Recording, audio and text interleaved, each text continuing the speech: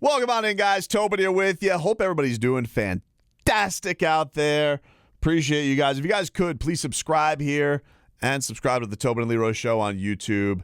We are live every single weekday, 10 a.m. to 2 p.m., and we get after it in some shenanigans, man. Now, one thing we were discussing today on the program was this bum, Mike Tannenbaum, who's on everybody's favorite show as a Dolphin fan, Jet Up, which, is just overrun with former Jets. And Tannenbaum is no different. So I saw this post last night from Barry Jackson. And Barry was saying, hey, Mike Tannenbaum has this idea that he wants to run by everybody. And he comes up with some hypothetical trades. One of them was, he was doing some crazy ones, like Russell Wilson is the backup to Aaron Rodgers.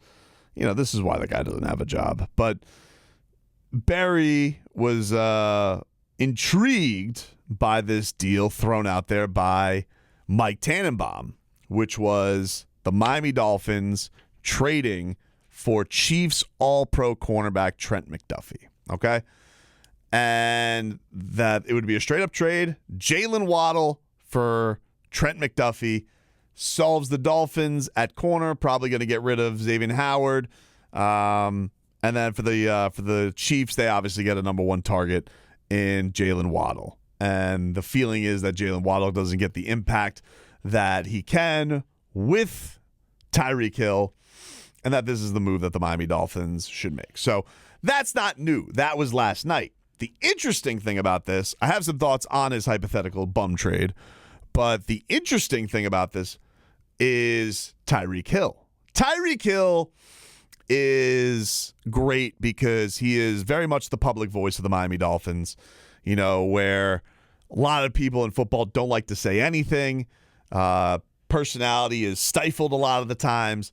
Tyreek Hill will just come out and put takes out there on Twitter like a machine gun. He will just shoot from the hip and give you his takes on things. So we'll get you those Tyreek Hill tweets here in just a second. But I want to give you my first reaction to Mike Tannenbaum's dumb idea. And that is this. My first feeling has nothing to do with how good Trent McDuffie is, okay? And I'm not going to sit here and act like I've watched and broke down all of his footage, but that defense, those DBs were tremendous for Kansas City, and obviously were a very big part of them winning the championship. That you could not debate. But the problem is, I can't have the Dolphins be a team that is trying to chase down the Kansas City Chiefs and make that quarterback's life easier. Whatever you want to say about Patrick Mahomes, how he's been able to pull this rabbit out of his hat for the last 2 years is incredible. It's why he's in the GOAT debates. It's why there's not even fun arguments for any other anybody wants to say, oh, Josh Allen's in the same breath as him, or Joe Burrow is no. There's no debates right now.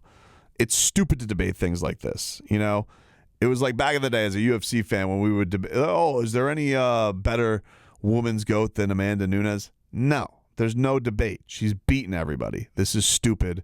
We can just put this one to bed.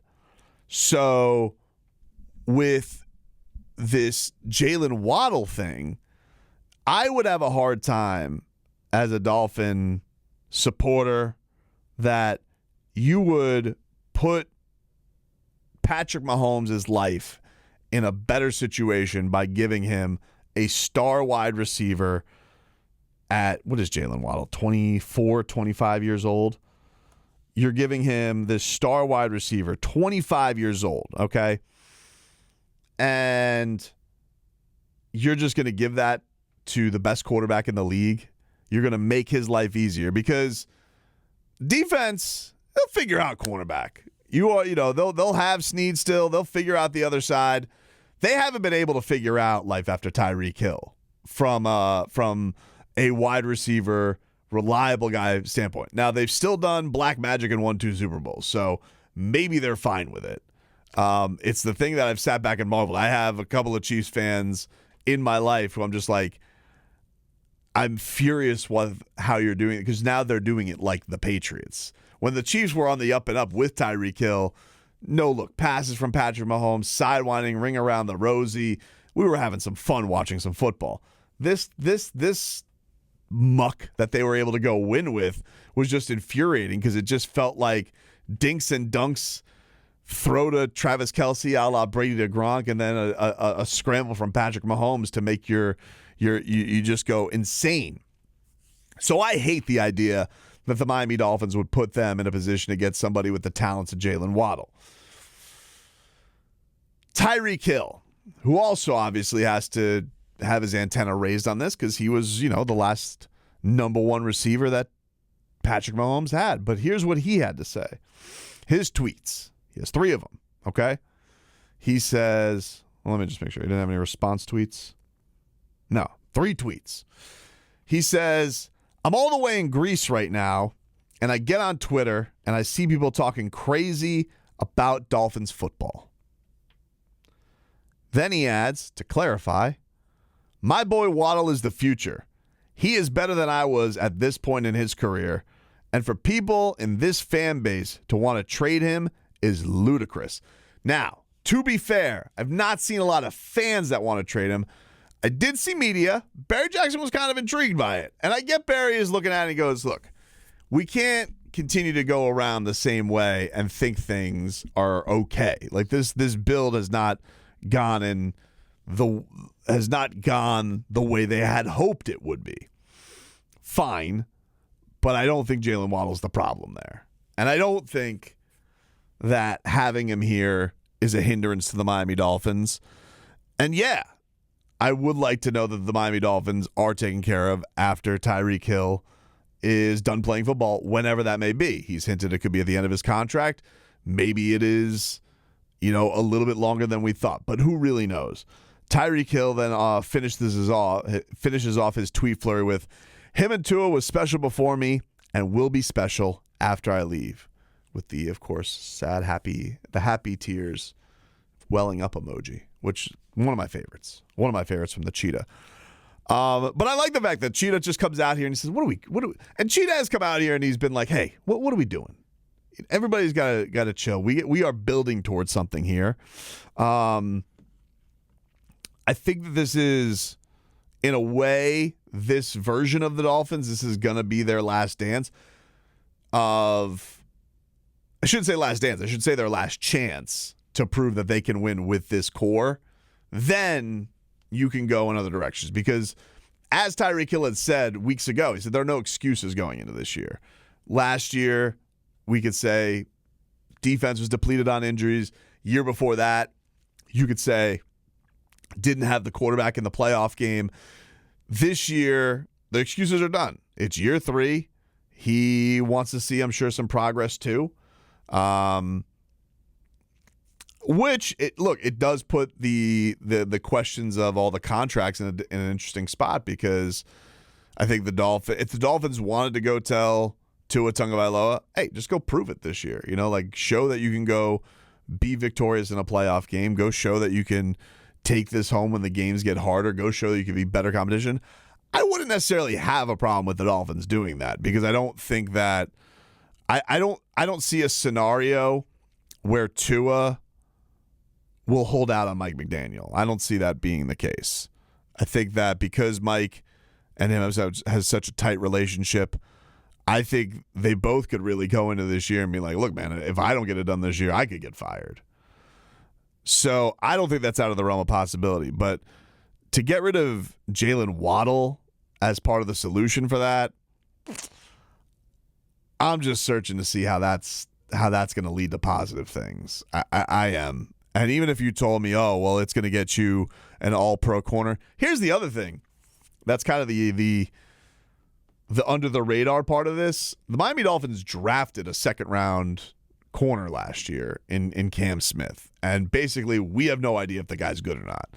And I do think for guys to go from 0 to knowing whether you can rely on them is a tough ask. But you need to know. You need to know whether or not the guy can play. And so to be rats off a ship on your second-round pick, it's just going to feel like that was your first pick last year.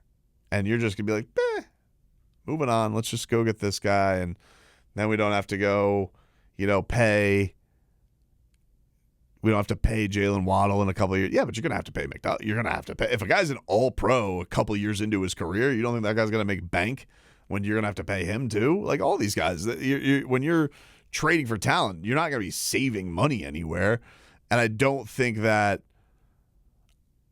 I'm honestly, it may be crazy to say, but I feel like I have more faith in that the Dolphins and their new defensive coordinator can figure out replacing Xavier Howard more so than the Dolphins replacing Jaylen. Who do you replace Jaylen Waddle with? Chase Claypool? Hope Ezukama comes back from the neck injury? Draft somebody else? Get a speedster on the cheap skis? I don't know what you would do, but I just think that is there's a big drop off in hoping you can just get 1,000 yards plus every single time the guy goes out there. And he's not perfect. Look, Jaylen Waddle has had some big drops. Dealt with a lot of injuries last year. Dealt with injuries coming into it. So, yeah, he can get banged up. And I do think there's something to the Dolphins needing a counterpunch to just when their speed doesn't work out, because neither Waddle nor Tyreek Hill are great red zone guys when things get really tight. Like that fade worked like one time to Tyreek Hill. So, yeah, the Dolphins do need to add something different to that receiving core, but adding something different as opposed to just saying, let's scrap the Jaylen Waddle thing. I agree with Tyreek Hill. I think that's a silly notion for the Dolphins to do that.